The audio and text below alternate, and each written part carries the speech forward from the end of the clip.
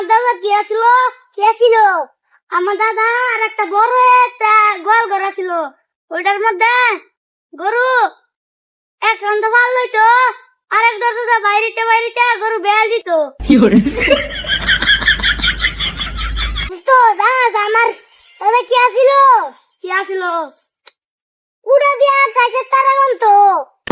ও কুড়া দিয়া আবার আকাশের তারা গুনত, এত বড় কুড়া রাখতো কই? তোর দাদা গোল গড়ি আমার বিশাল হয়েছে। আমার দাদার এত বড় একটা গোল গলি আছে, তোর তোর দাদার কুটা তো আটবই।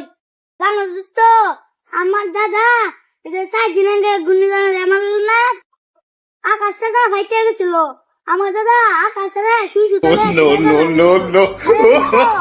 আমার দাদা কি আসিল প্রত্যেকদিন হরিণার মাংস দিয়ে নাস্তা খাইতো। নাস্তা খায়া বগুড়ার থেকে তার গাছের না রাত খিলাই করতো।